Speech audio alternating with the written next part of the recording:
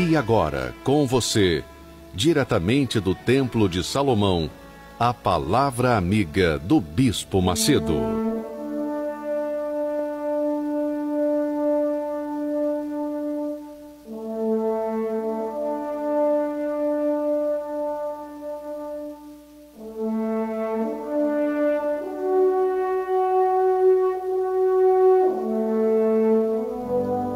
Graças a Deus, graças a Deus. Minha amiga, meu amigo ouvinte, eu quero falar com você que está passando um momento difícil na sua vida. Você que está enfrentando uma verdadeira tempestade, um tsunami. E você não sabe o que fazer. Primeiramente, eu queria que você soubesse da diferença entre tribulação que nós passamos por causa da fé cristã, e os problemas que nós arranjamos.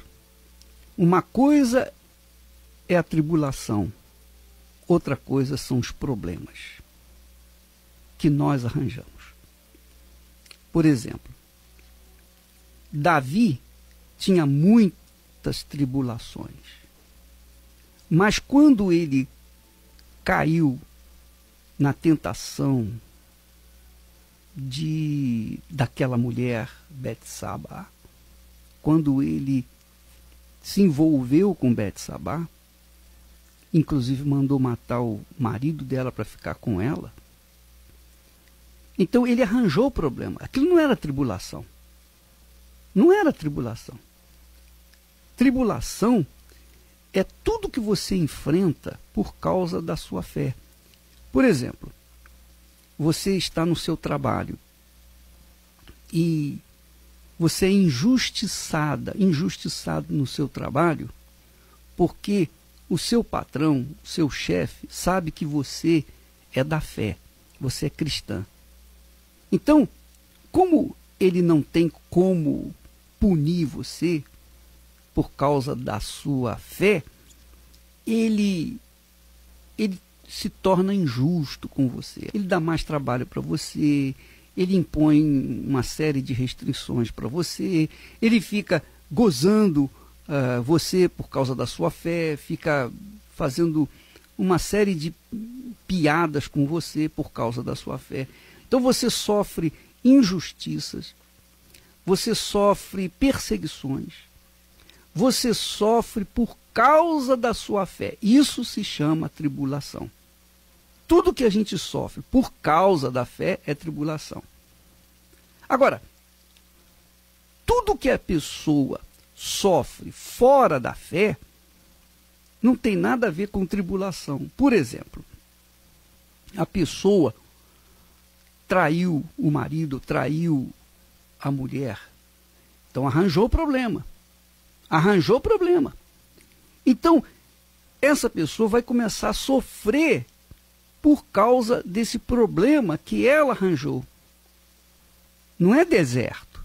Ela que arranjou o deserto dela, ela que criou o deserto dela. Lembra que Jesus foi levado ao deserto pelo Espírito Santo. Foi Deus quem levou Jesus ao deserto.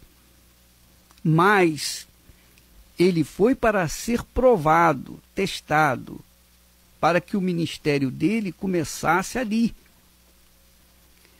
Ora, muitas pessoas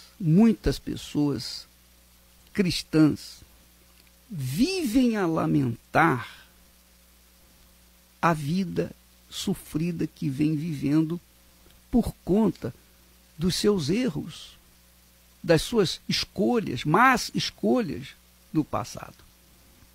Elas não podem reclamar com Deus: ó Senhor, o Senhor me trouxe para esse deserto, não. Ela foi para o deserto por livre e espontânea vontade da carne. Ela arranjou esse problema.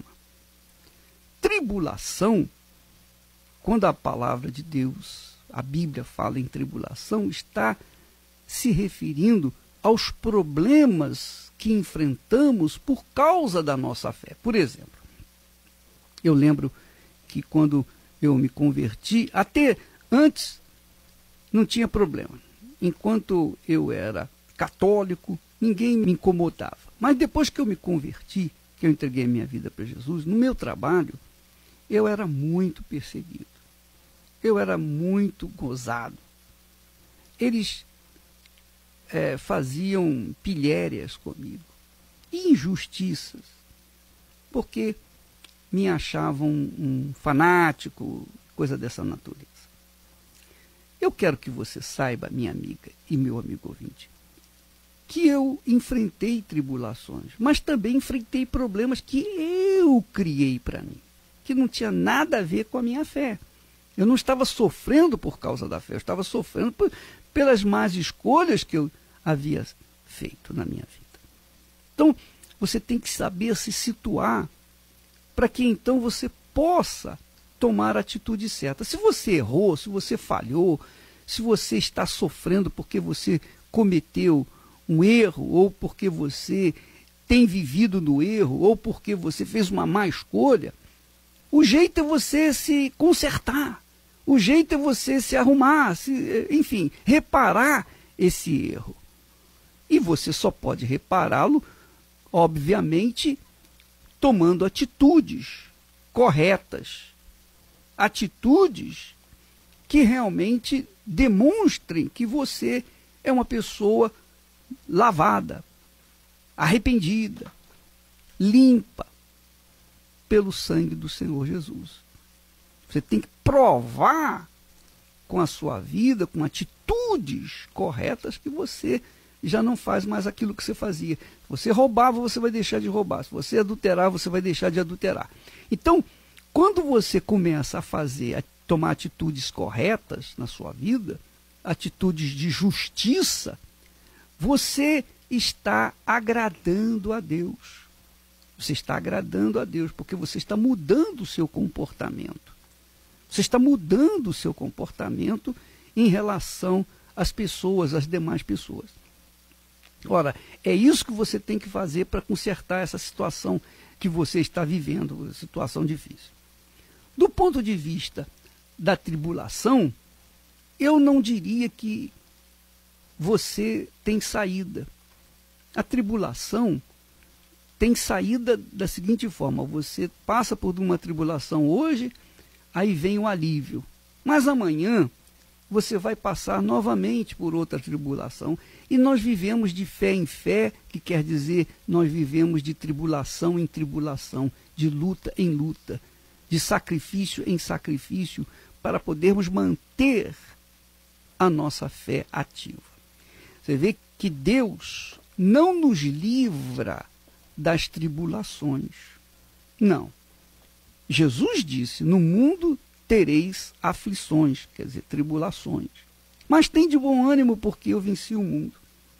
O apóstolo Paulo fala que nós devemos glorificar a Deus, agradecer a Deus, dar graças a Deus pelas tribulações. Deus permite tribulações e nunca vai tirar as tribulações da gente. Sabe por quê? Porque Ele quer que nós aprendamos a viver pela fé. E viver pela fé, nós temos que saber os seus segredos. A fé não é só conquistas materiais. A fé não é só alegria de você vencer batalhas. A fé é a alegria constante do Espírito Santo de você manter a sua salvação em dia, você manter a sua consciência limpa, lavada. Para você agradar a Deus, você tem que viver na justiça. Para eu agradar a Deus, eu tenho que viver na justiça. Não há como agradá-lo sem viver na justiça.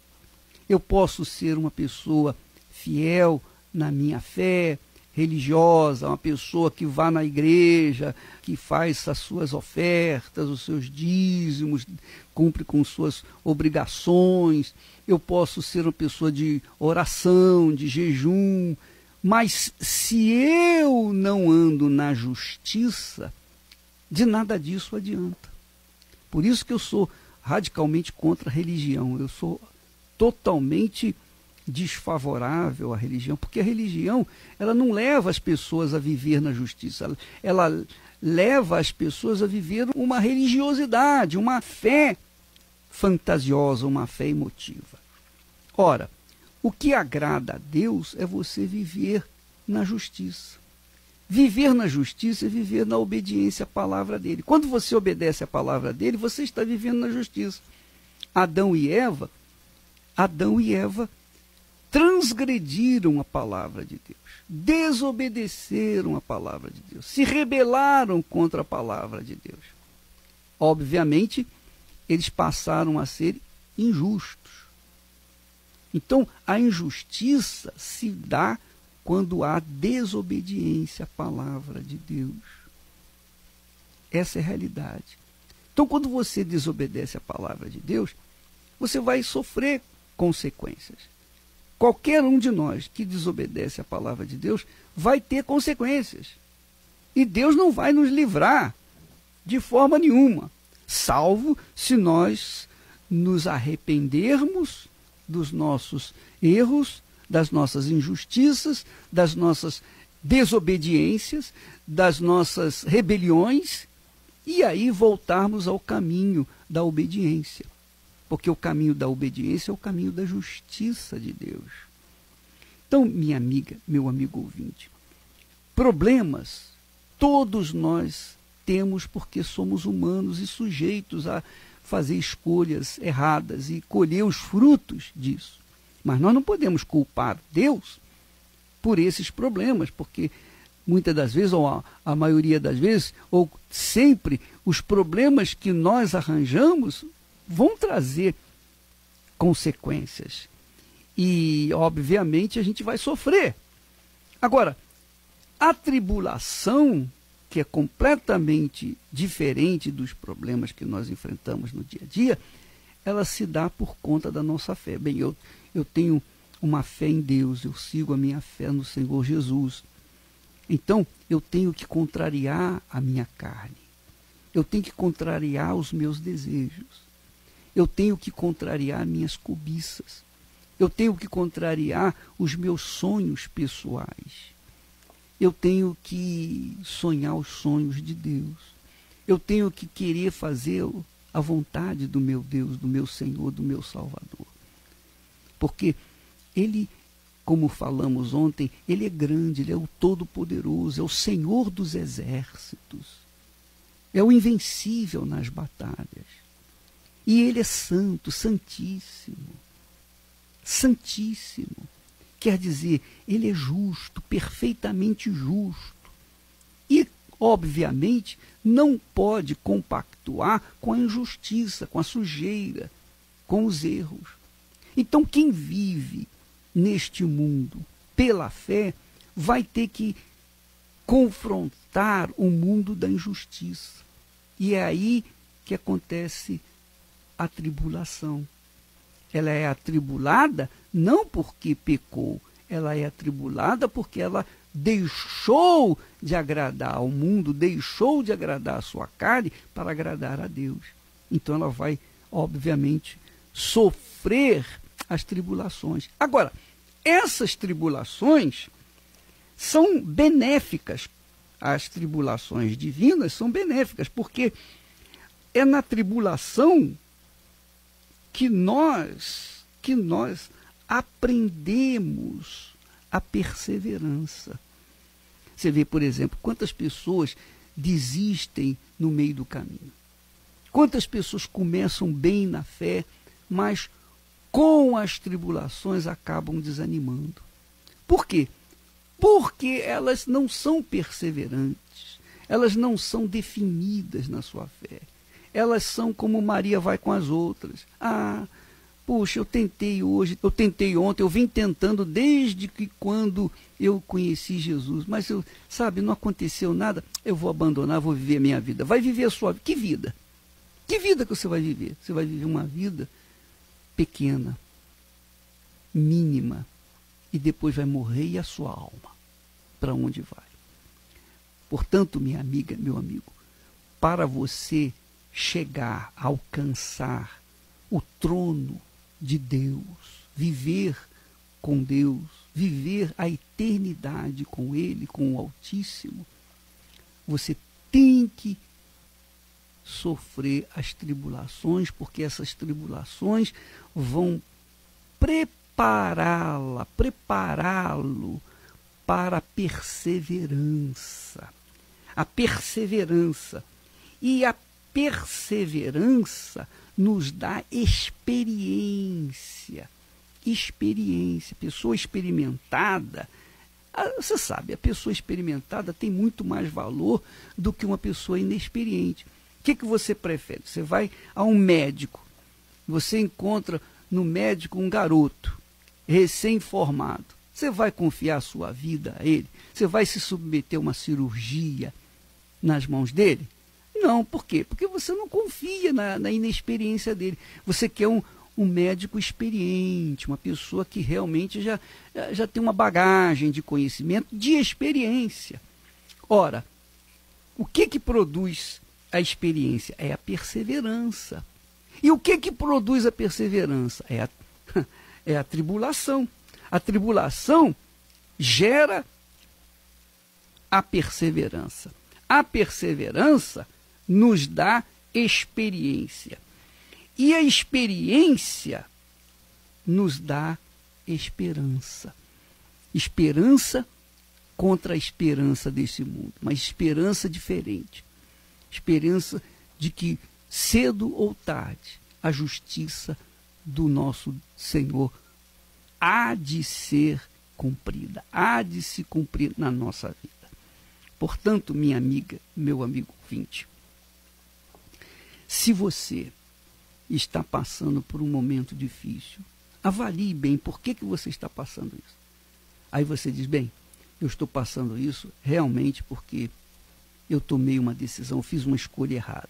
Bem, você fez essa escolha errada, então você tem que consertar essa escolha, tirar, remover essas atitudes que você vem tomando, você tem que se converter dela, quer dizer, se arrepender dela, deixá-la de lado e voltar à prática da obediência, das boas obras. Aí sim, você vai estar forte interiormente, porque você vai estar na fé, e na fé você vai ter convicção do que deve e que não deve fazer. Agora, se você está sendo injustiçado por causa da sua fé, se você está sendo perseguido por causa da sua fé, se as pessoas estão falando mal de você por causa da sua fé, dê graças a Deus.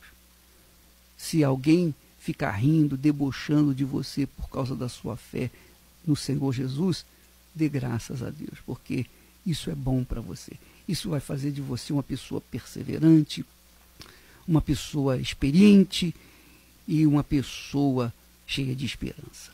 Isso é bom para você. E Deus não nos livra disso porque Ele sabe que o barro é que faz o vaso. Mas se o barro não estiver barro, não for barro, então não serve para vaso. Você sabe que as armas de guerra são forjadas na fornalha. Elas têm que passar por um processo de altas temperaturas, enormes temperaturas. Então, as tribulações que nós passamos são temperaturas de dificuldade que Deus permite para que a nossa fé não seja como uma fé de criança, mas tenha uma fé viva, uma fé sustentada, alicerçada, de forma que a gente venha vencer todos os obstáculos da vida. Por isso que Jesus disse, no mundo tereis aflições, tribulações, mas tem de bom ânimo. Eu venci o mundo. E porque eu venci o mundo, vocês também vão vencer. Toda palavra é uma semente jogada no chão do coração. Cabe ao cristão com muito amor cuidar dessa planta que os frutos virão.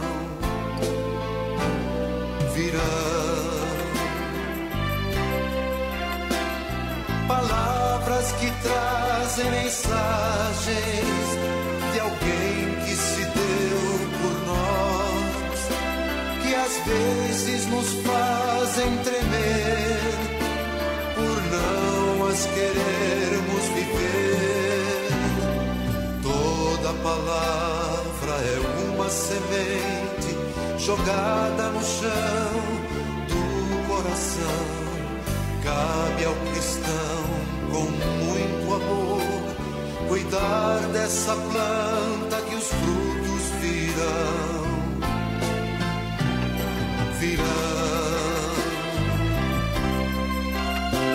Palavras bem escolhidas e preparadas com amor, enfim nos falam de vida, que é o próprio Senhor. Toda palavra é uma semente jogada no chão do coração. Cabe ao cristão, com muito amor, cuidar dessa planta que os frutos virão.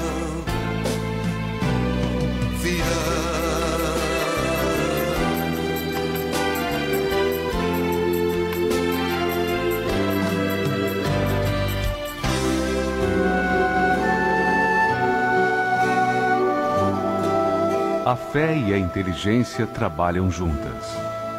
Embora a fé seja encarada como loucura para esse mundo, ela é inteligente porque nos faz saber que temos direito à felicidade.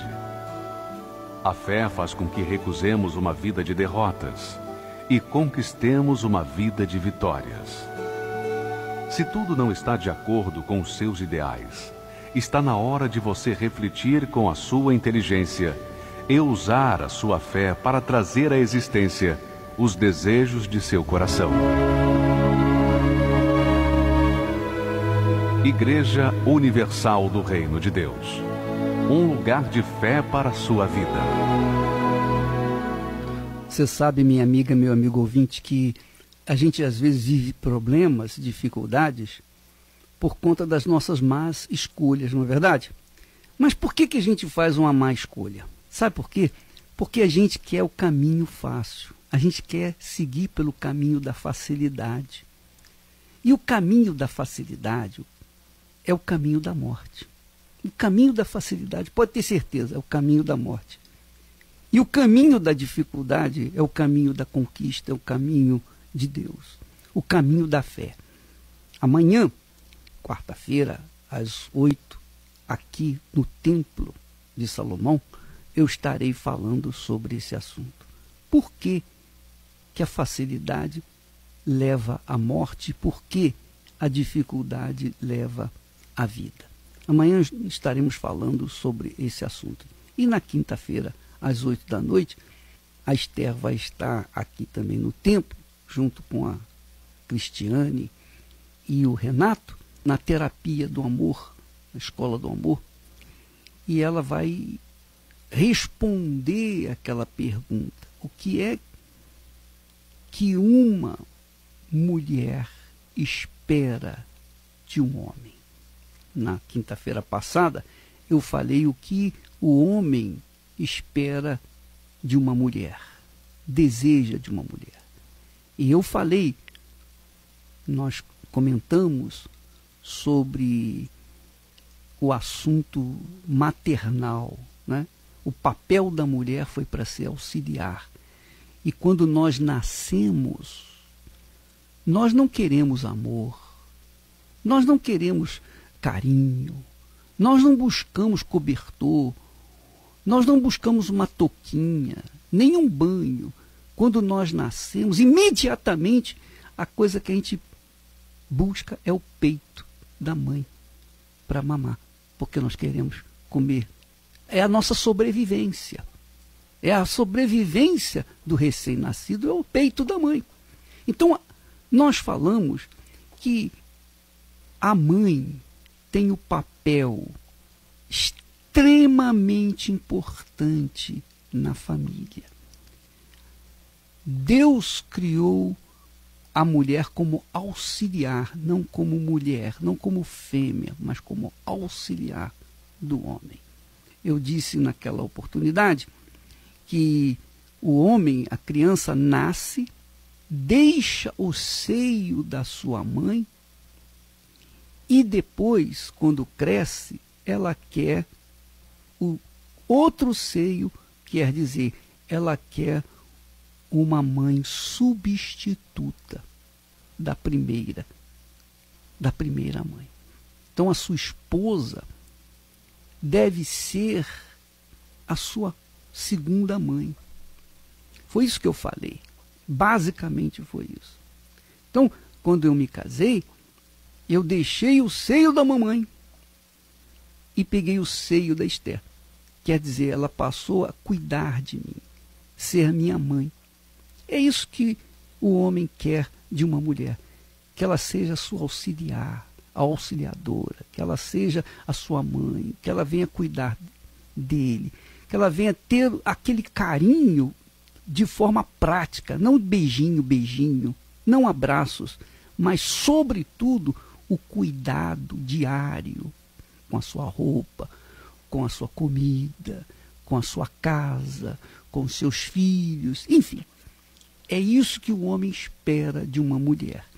E a razão de muitos fracassos no casamento, de muitos divórcios, é justamente isso, porque a mulher deixou de ser auxiliar do homem para ser mulher e competir com o homem. Aí, as duas cabeças, não existe um corpo com duas cabeças. Então, é isso que tem acontecido na nossa sociedade. O homem quer o aconchego da sua mãe, a sua primeira mãe. E isso ele só encontra na sua segunda mãe, que é a sua esposa. Bom, a Esther vai falar, depois da manhã, sobre justamente o que uma mulher espera do homem. Assim como eu esperava dela aquela atitude materna, aquele carinho, aquele cuidado que a minha mãe tinha para comigo, quinta-feira ela vai dizer o que uma mulher espera de um homem. O que ela esperava de mim. E se eu atendi ou não aquilo, a expectativa dela. Então, nessa quinta-feira, nós vamos ter a Esther falando aqui na Terapia do Amor, às 8h no Templo de Salomão. Nós vamos ficando por aqui e amanhã estaremos de volta nesse horário e nesta emissora. Deus abençoe a todos. Sempre vou